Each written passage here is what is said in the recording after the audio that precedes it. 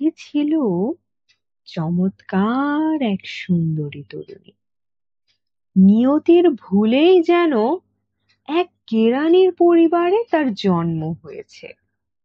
তার ছিল না কোনো আনন্দ, কোনো আশা।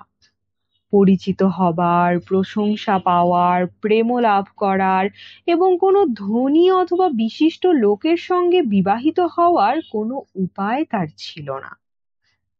তাই শিক্ষা পরিষদ আপিসের সামান্য এক কেরানির সঙ্গে বিবাহ সে স্বীকার করে নিয়েছিল। নিজেকে সজ্জিত করার অক্ষমতার জন্য সে সাধারণভাবেই থাকত, কিন্তু তার শ্রেণীর অন্যতম হিসেবে সে ছিল অসুখী। তাদের কোনো জাতি বর্ণ নেই, কারণ জন্মের পরে পরিবার থেকেই তারা শ্রী, সৌন্দর্য ও মাধুর্য সম্পর্কে সজাগ হয়ে ওঠে।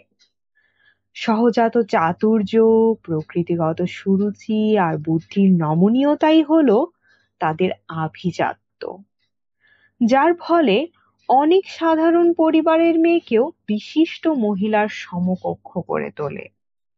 সর্বদা তার মনে দুঃখ। তার ধারণা, যত সব সুরুচিপূর্ণ ও বিলাসিতার বস্তু আছে, সেগুলির জন্যই তার জন্ম হয়েছে। তার বাসকক্ষের দারিদ্র্য, হতশ্রী দেওয়াল, জীর্ণ চেয়ার এবং বিবর্ণ জিনিসপত্রের জন্য সে ব্যথিত হতো। তার মতো অবস্থার অন্য কোনো মেয়ে এসব জিনিস যদিও লক্ষ্য করতো না, সে এতে দুঃখিত ও ক্রুদ্ধ হতো। যে খর্বকায় ব্রেটন এই সাধারণ ঘরটি তৈরি করেছিল, তাকে দেখলেই তার মনে বেদনা ভরা দুঃখ আর বেপরোয়া সব স্বপ্ন জেগে উঠত। এ ভাবতো তার থাকবে প্রাচ্যচিত্র শোভিত উচ্চ ব্রোঞ্জের আলোকমণ্ডিত পার্শ্বকক্ষ, আর থাকবে দুজন বেশ মোটা সোটা গৃহভৃত্য। তারা খাটো পায়জামা পরে যেই বড় আরাম কেদারা দুটি গরম করার যন্ত্র থেকে বিক্ষিপ্ত ভারী হাওয়ায় নিদ্রালু হয়ে উঠেছে, তাতে শুয়ে ঘুমিয়ে থাকবে। সে কামনা করে একটি বৈঠকখানা, পুরনো রেশমি পর্দা সেখানে ঝুলবে। থাকবে তাতে বিভিন্ন চমৎকার আসবাব, যার ওপর শোভা পাবে অমূল্য সব প্রাচীন কৌতূহল উদ্দীপক সামগ্রী। যেসব পরিচিত ও আকাঙ্ক্ষিত পুরুষ সব মেয়েদের কাম্য, সেসব অন্তরঙ্গ বন্ধুদের সঙ্গে বিকাল 5টায় গল্পগুজব করবার জন্য ছোট সুরভিত একটি কক্ষ সেখানে থাকবে। 3 দিন ধরে ব্যবহৃত একখানা টেবিল ক্লথ থাকা গোল একটি টেবিলে তার স্বামীর বিপরীতে সে যখন সান্ধ্য ভোজে বসে এবং খুশির আমেজে তার স্বামী বড় শুরুয়ার পাত্রটির ঢাকনা তুলতে তুলতে বলে, ও কি ভালো মানুষ, এর চেয়ে ভালো কিছু আমি চাই না, তখন তার মনে পড়বে আড়ম্বরপূর্ণ সান্ধ্য ভোজের কথা। উজ্জ্বল রৌপ্য পাত্রাদি, মায়াময় বনভূমির মধ্যে প্রাচীন বিশিষ্ট ব্যক্তি ও বিরল পাখির চিত্রশোভিত কারুকার্যপূর্ণ পর্দা দিয়ে ঢাকা দেওয়ালের কামনা। সে ভাবে অপরূপ পাত্রে পরিবেশিত হবে অপূর্ব খাদ্য, আর গোলাপি রঙের রোহিত মাছের টুকরা অথবা মুরগির পাখনা খেতে খেতে মুখে সিংহ মানবীর হাসি নিয়ে কান পেতে শুনবে চুপি চুপি বলা প্রণয় লীলার কাহিনী। তার কাছে ফ্রক বা চড়োয়া গহনা নেই, নেই বলতে কিছু নেই, অথচ ওইসব বস্তুই তার প্রিয়। তার ধারণা ওইসবের জন্যই তার সৃষ্টি। সুখী করার, কাম্য হওয়ার, চালাক ও প্রণয় যাচিকা হবার কতই না তার ইচ্ছা। তার কনভেন্টের সহপাঠিনী এক ধনী বান্ধবী ছিল। তার সঙ্গে দেখা করতে তার ভালো লাগতো না, কারণ দেখা করে ফিরে এসে তার খুব কষ্ট লাগতো। বিরক্তি, দুঃখ, হতাশা ও নৈরাশ্যে সমস্ত দিন ধরে সে কাঁদতো। এক সন্ধ্যায় হাতে একটি বড় খাম নিয়ে বেশ উল্লসিত হয়ে তার স্বামী ঘরে ফিরল। সে বলল, এই যে তোমার জন্য এক জিনিস এনেছি।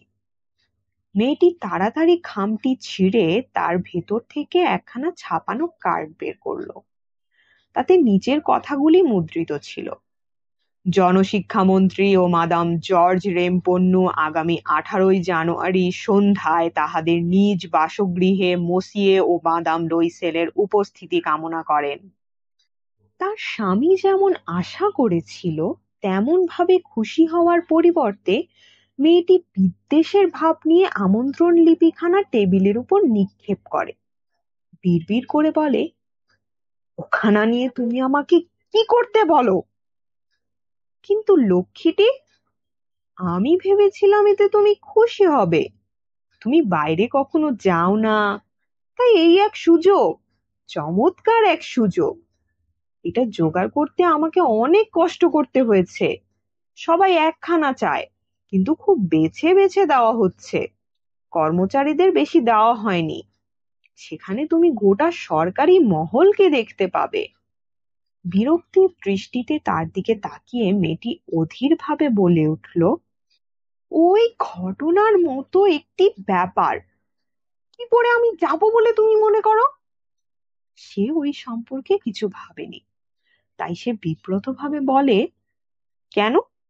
আমরা থিয়েটারে যাবার সময় তুমি যেই পোশাকটা পরো সেটা পরবে, ওটা আমার কাছে খুব সুন্দর লাগে। তার স্ত্রীকে ফুপিয়ে ফুপিয়ে কাঁদতে দেখে সে আতঙ্কে নির্বাক ও হতবুদ্ধি হয়ে গেল। তার চোখের পাশ থেকে বড় বড় দুফোঁটা অশ্রু তার গালের উপর গড়িয়ে পড়ল। সে থতমত ভাবে বলল, কি হলো? কি হলো তোমার? প্রবল চেষ্টায় মেয়েটি নিজের বিরক্তি দমন করে। তার সিক্তগণ্ড মুছে ফেলে শান্ত কণ্ঠে জবাব দেয়, কিছুই না। শুধু আমার কোনো পোশাক নেই বলে আমি ওই ব্যাপারে যেতে পারবো না। তোমার যে কোনো সহকর্মীর স্ত্রীর পোশাক আমার চেয়ে যদি ভালো থাকে, কারখানা নিয়ে তাকে দাও। সে মনে মনে দুঃখ পায়। তারপর সে জবাব দেয়, মাতিলদা, বেশ তো, চলো আলাপ করি আমরা। এমন কোনো পোশাক অন্য কোনো উপলক্ষেও যা দিয়ে কাজ চলবে, অথচ বেশ সাদাসিধা, তার দাম কত আর হবে? কয়েক সেকেন্ড মেয়েটি চিন্তা করে দেখে এমন একটি সংখ্যার বিষয় স্থির করলো যা চেয়ে বসলে হিসাবি কেরানির কাছ থেকে সঙ্গে সঙ্গে এক আতঙ্কিত প্রত্যাখ্যান যেন না আসে। শেষ পর্যন্ত ইতস্তত করে মেয়েটি বলল, আমি ঠিক বলতে পারছি না, তবে আমার মনে হয় 400 ফ্রাঁ হলে তা কেনা যাবে। শুনে তার মুখ ম্লান হয়ে গেল, কারণ তার যেসব বন্ধু গত রবিবারে নান্তেয়ারের সমভূমিতে ভরত পাখি শিকারে গিয়েছিল, আগামী গ্রীষ্মে তাদের সঙ্গে যোগ দেওয়ার ইচ্ছায় একটি বন্দুক কিনবার জন্য ঠিক ততটা অর্থই সে সঞ্চয় করেছিল। তা সত্ত্বেও জবাব দিল, বেশ তো, আমি তোমায় 400 ফ্রাঁ দেব, কিন্তু বেশ সুন্দর একটি পোশাক কিনে নিও। বল নাচের দিন যতই এগিয়ে আসতে থাকে, ততই মাদাম লুইসেলকে বিচলিত ও উদ্বিগ্ন মনে হয়। অবশ্য তার পোশাক প্রায় তৈরি হয়ে এসেছে। একদিন সন্ধ্যায় তার স্বামী তাকে বলল, তোমার হয়েছে কি? গত 2-3 দিন ধরে তোমার কাজকর্ম কেমন যেন অদ্ভুত ঠেকছে। শুনে মেয়েটি জবাব দেয়, আমার কোনো মণি মুক্তা একটি দামি পাথর কিছুই নেই যা দিয়ে আমি নিজেকে সাজাতে পারি। আমায় দেখলে কেমন গরিব গরিব মনে হবে, তাই এই অনুষ্ঠানে আমার না যাওয়াই ভালো হবে। স্বামী বলল, কিছু সত্যকার ফুল দিয়ে তুমি সাজতে পারো, এই ঋতুতে তাতে বেশ সুরুচিপূর্ণ দেখায়। 10 ফ্রাঁ দিলে তুমি 2টি কি 3টি অত্যন্ত চমৎকার গোলাপ ফুল পাবে। মেয়েটি ওই কথায় আশ্বস্ত হলো না। সে জবাবে বলল, না, ধনী মেয়েদের মাঝখানে পোশাকে পরিচ্ছদে ওইরকম খেলু দেখানোর মতো আর বেশি কিছু অপমানজনক নেই। তখন তার স্বামী চেঁচিয়ে উঠল, আচ্ছা, কি বোকা দেখো তো আমরা। যাও, তোমার বান্ধবী মাদাম ফোর্স্টিয়ারের সঙ্গে দেখা করে তাকে বলো তার জড়োয়া গহনা যেন তোমায় ধার দেয়। এটুকু আদায় করার তো তার সঙ্গে তোমার পরিচয় যথেষ্ট। সে আনন্দ ধ্বনি করে উঠল। তারপর সে বলল, সত্যি তো, এটা আমি ভাবিনি। পরদিন সে তার বান্ধবীর বাড়িতে গিয়ে তার দুঃখের কাহিনী তাকে বলল। মাদাম ফোর্স্টিয়ার তার কাচের দরজা লাগানো গোপন কক্ষে গিয়ে বড় একটি জড়োয়া গহনার বাক্স বের করে এনে তা খুলে বলল, ভাই, যা ইচ্ছা এখান থেকে নাও। সে প্রথমে দেখলো কয়েকটি কঙ্কন, তারপর একটি মুক্তার মালা ও মণিমুক্তা খচিত চমৎকার কারুকার্য ভরা একটি সোনার ফিনিশার ক্রুশ। আয়নার সামনে গিয়ে সে জড়োয়া গহনাগুলি পরে পরে দেখে আর ইতস্তত করে, কিন্তু ওগুলি নেওয়ার সিদ্ধান্তও করতে পারে না, ছেড়ে যেতেও পারে না। তারপর সে জিজ্ঞাসা করে, আর কিছু তোমার নেই? কেন, আছে, তোমার যা পছন্দ তুমি তা বেছে নাও। হঠাৎ সে কালো স্যাটিনের একটি বাক্সে দেখলো অপরূপ একখানা হীরার হার। অদম্য কামনায় তার বুক দূর দূর করে। সেটা তুলে নিতে গিয়ে তার হাত কাঁপে। সে তার পোশাকের উপর দিয়ে সেটা গলায় তুলে নেয় এবং সেগুলো দেখে আনন্দে বিহ্বল হয়ে যায়। তারপর উদ্বেগ ভরা ইতস্তত ভাবে সে জিজ্ঞাসা করলো, তুমি ওইখানা আমায় ধার দেবে? শুধু এটা? কেন দেব না, নিশ্চয়ই দেব। সে সবেগে তার বান্ধবীর গলা জড়িয়ে ধরে, পরম আবেগে তাকে বুকে চেপে ধরে। তারপর তার সম্পদ নিয়ে সে চলে আসে। বল নাচের দিন এসে গেল। মাদাম লুইসেলের জয় জয়কার। সে ছিল সবচেয়ে সুন্দরী, সুরুচিময়ী, সুদর্শনা, হাস্যময়ী ও আনন্দপূর্ণ। সব পুরুষ তাকে লক্ষ্য করছিল, তার নাম জিজ্ঞাসা করে তার সঙ্গে আলাপের আগ্রহ প্রকাশ করছিল। মন্ত্রিসভার সব সদস্যের তার সঙ্গে ওয়ার্ডস নৃত্য করতে ইচ্ছে হচ্ছিল। স্বয়ং শিক্ষামন্ত্রী তার দিকে দৃষ্টি দিচ্ছিলেন। আনন্দে মত্ত হয়ে আবেগ ও উৎসাহ নিয়ে সে নৃত্য করছিল। তার রূপের বিজয় গর্বে, সাফল্যের গৌরবে আর সে কিছুই ভাবে না। এক আনন্দের মেঘের উপর দিয়ে যেন ভেসে আসছিল এইসব আহুতি ও মুগ্ধতা আর জাগ্রত সব কামনা। যে কোনো মেয়ের অন্তরে এই পরিপূর্ণ বিজয় কত মধুর। ভোর 4টার দিকে সে বাড়ি ফিরে গেল। অন্য সেই 3জন ভদ্রলোকের স্ত্রী খুব বেশি ফুর্তিতে মত্ত ছিল। তাদের সঙ্গে তার স্বামী ছোট একটি বিশ্রাম কক্ষে মধ্যরাত্রি পর্যন্ত আধ ঘুমে বসেছিল। বাড়ি ফিরবার পথে গায়ে জড়াবার জন্য তারা যে আটপৌরে সাধারণ চাদর নিয়ে এসেছিল, সে তার কাঁধের উপর সেটি ছড়িয়ে দেয়। বল নাচের পোশাকে অপরূপ সৌন্দর্যের সঙ্গে ওইটির দারিদ্র্য সুপরিস্ফুট হয়ে উঠছিল। মেয়েটি তা অনুভব করতে পারে, তাই অন্য যেসব ধনী মেয়ে দামি পশমি চাদর দিয়ে গা ঢেকেছিল, তাদের চোখে না পড়বার জন্য সে তাড়াতাড়ি এগিয়ে যেতে লাগলো। লুইসেল তাকে টেনে ধরে বলল, থামো, তোমার ঠান্ডা লেগে যাবে ওখানে, আমি একখানা গাড়ি ডেকে আনি। কিন্তু মেয়েটি কোনো কথায় কান না দিয়ে তাড়াতাড়ি সিঁড়ি বেয়ে নামতে থাকে। রাস্তায় যখন তারা পৌঁছে গেল, সেখানে কোনো গাড়ি পাওয়া গেল না।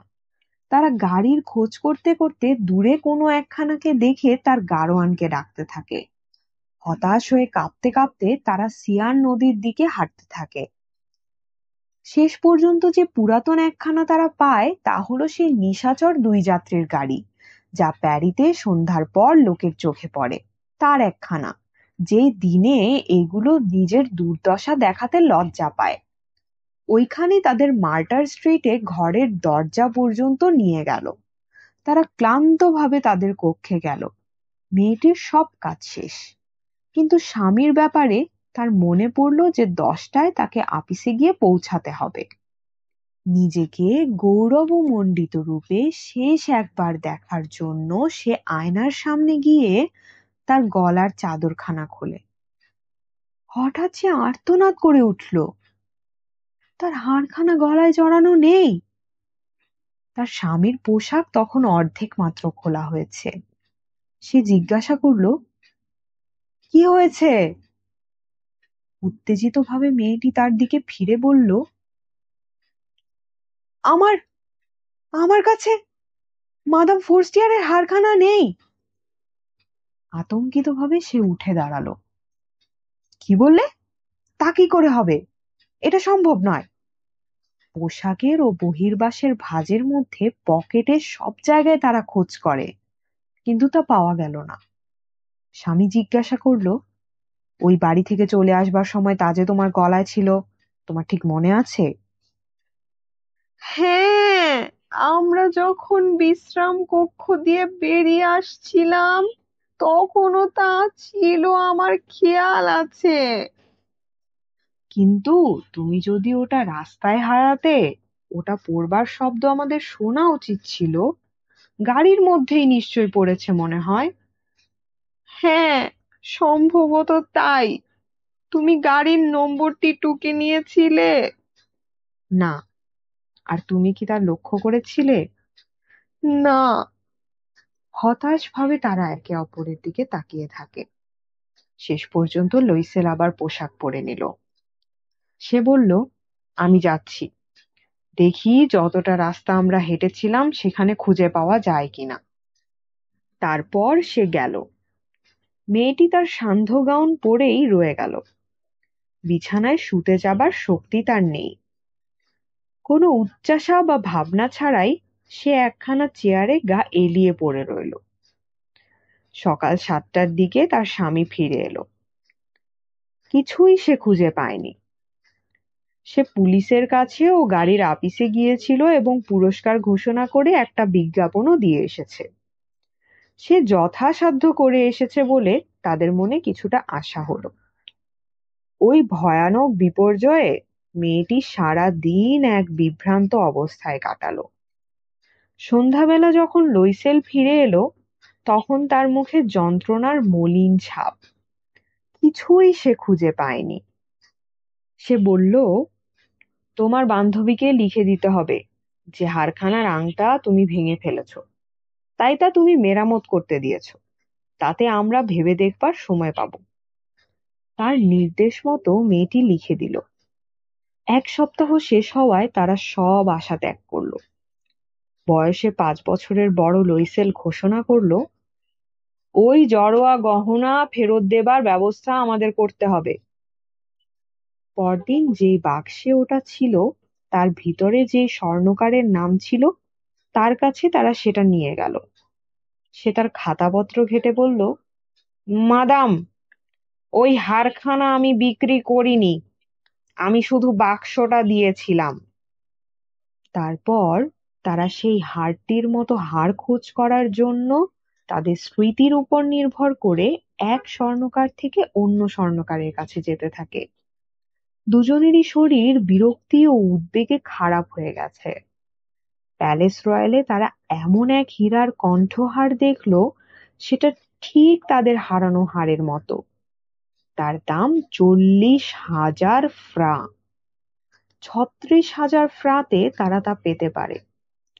3 দিন যেন ওটা বিক্রি না করে, সেজন্য তারা স্বর্ণকারকে বিশেষভাবে অনুরোধ করলো।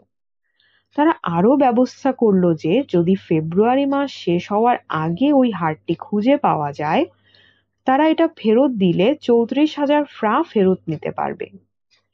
লুইসেলের কাছে তার বাবার মৃত্যুর পরে প্রাপ্ত 18,000 ফ্রা ছিল। বাকিটা সে ধার করলো। মাদাম লুইসেল যখন জড়োয়া গহনা মাদাম ফোর্স্টিয়ারকে ফেরত দিতে গেল, তখন শেষোক্ত মেয়েটি নির্জীব কণ্ঠে বলল, ওটা আরো আগে তোমায় ফেরত দেওয়া উচিত ছিল, কারণ তা আমারও দরকার হতে পারত। তার বান্ধবী যেই ভয় করেছিল, তেমন ভাবে সে গহনার বাক্সটি খুলল না। যদি বদলে দেওয়া হয়েছে সে টের পেত, সে কি মনে করত? সে কি বলতো? সে কি তাকে অপহারক ভাবতো? এবার মাদাম লুইসেল দারিদ্র্যের জীবনের ভয়াবহতা বুঝতে পারে। সে তার নিজের কাজ সম্পূর্ণ সাহসের সঙ্গেই করে যায়। ওই দুঃখজনক দেনা শোধ করা প্রয়োজন। সে তা দেবে। দাসীকে তারা বিদায় করে দিল। তারা তাদের বাসা পরিবর্তন করলো। নিচু ছাদের কয়েকটি কামরা তারা ভাড়া করলো। ঘরকন্নার কঠিন সব কাজ ও রান্নাঘরের বিরক্তিকর কাজকর্ম সে শিখে নিল। তার গোলাপি নখ দিয়ে সে বাসন ধোয়, তৈলাক্ত পাত্র ও ঝোল রাঁধার কড়াই মাজে। ময়লা কাপড় চোপড়, সেমিজ, বাসন মোছার গামছা সে পরিষ্কার করে দড়িতে শুকাতে দেয়।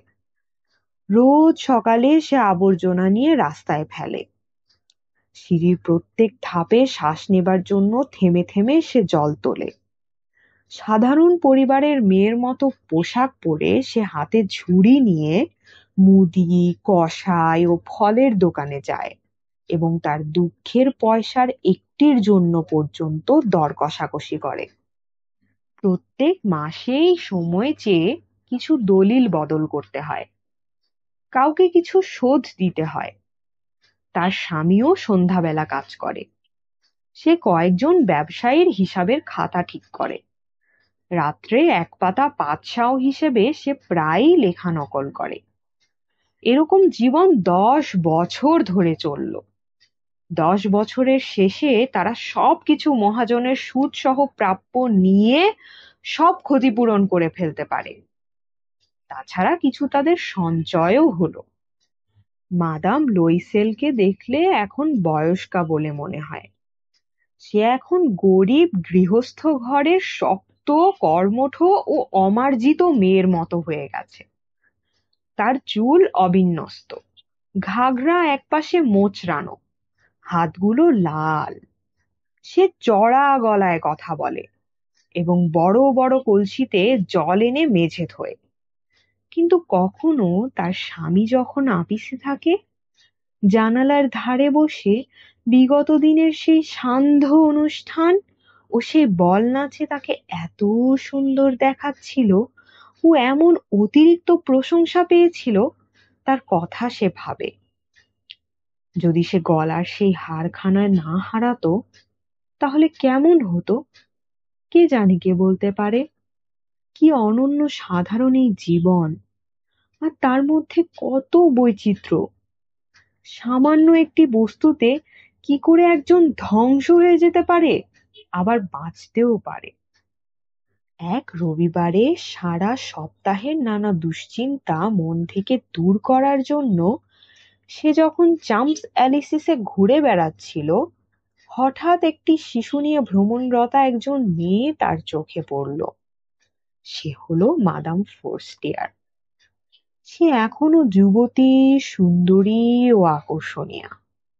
দেখে মাদাম লুইসেলের মন খারাপ হয়ে গেল। সে কি ওই মেয়েটির সঙ্গে কথা বলবে? হ্যাঁ, অবশ্যই বলবে। তাকে যখন সব শোধ করা হয়েছে তখন সবকিছু খুলে সে বলবে। কেন বলবে না? সে মেয়েটির কাছে এগিয়ে গিয়ে বলল, সুপ্রভাত জেনি। তার বন্ধু তাকে চিনতে পারল না। এক সাধারণ মানুষ তাকে এমন অন্তরঙ্গভাবে সম্বোধন করায় সে অবাক হলো। সে বিব্রতভাবে বলল, কিন্তু মাদাম, আপনাকে তো চিনলাম না, বোধহয় আপনার ভুল হয়েছে। না, আমি মাথিলদা লুইসেল।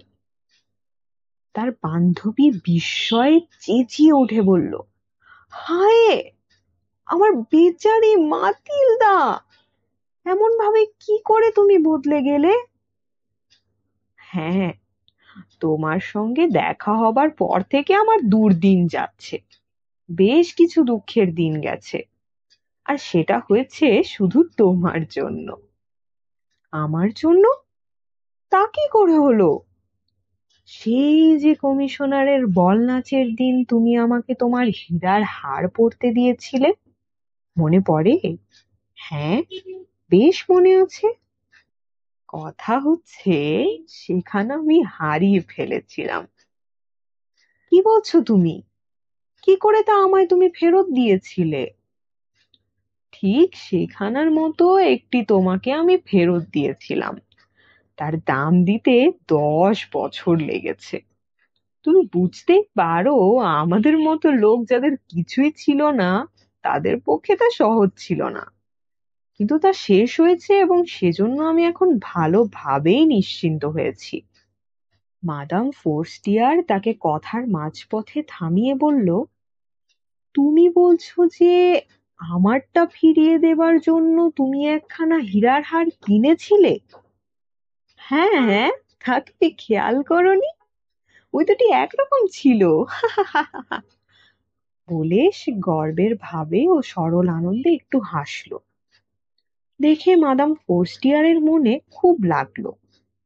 সে তার দুটি হাত নিজের হাতের মধ্যে নিয়ে বলল, হায় আমার বেচারি মাতিলদা, আমারটি ছিল নকল, তার দাম 500 ফ্রার বেশি হবে না। শুনছিলেন গি দা মোপাসার লেখা বিশ্ববিখ্যাত ছোট গল্প নেকলেস, যার অনুবাদ করেছেন পূর্ণেন্দু দস্তিদার। আর সেই গল্পটা আপনাদের শোনাচ্ছিলাম আমি, তাফান্নুম তানজিম শিফা। একটা নেকলেস আর একটা জীবন, ভুল বোঝাবুঝির ভিতর দিয়ে কেমন করে সব বদলে যায়, তাই না? গল্পটা কেমন লাগলো? ভাবিয়ে তুললো? নাকি আপনি নিজেই এখন আয়নার সামনে দাঁড়িয়ে নিজের গলার হারটা একটু দেখে নিলেন? ভাবনা, প্রতিক্রিয়া সবকিছুই কমেন্টে জানাতে পারেন। আর যদি আপনার প্রিয় কোনো গল্প আমার কণ্ঠে শুনতে চান, সেটা অবশ্যই লিখে ফেলুন। প্রতি বুধবার আমি হাজির হই একেবারে নতুন কোনো গল্প হাতে নিয়ে। আর যদি চান আমার কণ্ঠে ভয়েস ওভার, হোক সেটা ইউটিউব ভিডিও, কবিতা, ডকুমেন্টারি বা যে কোনো ন্যারেশন, তাহলে ডেসক্রিপশনে দেওয়া মাধ্যমগুলোয় যোগাযোগ করতে পারেন। আমি তো তৈরি আপনার কল্পনাগুলোয় কণ্ঠ দিতে। গল্প তো শুনলেন, এখন না হয় একটা লাইক দিয়ে যান। আর যদি নতুন হয়ে থাকেন, সাবস্ক্রাইব করে আমাদের সঙ্গেই থাকুন। আপনার প্রতিটা লাইক আর সাবস্ক্রাইব আমাদের কাছে কেবল সংখ্যা নয়, এগুলো হলো ভালোবাসার পালক, গল্প বলার প্রেরণা। আজকের গল্পটা এখানেই শেষ। আবার আসবো নতুন চরিত্র, নতুন কণ্ঠ আর সেই চেনা উষ্ণতা নিয়ে। ততদিন ভালো থাকুন, আর হ্যাঁ, শুনতে থাকুন গল্পযোগ।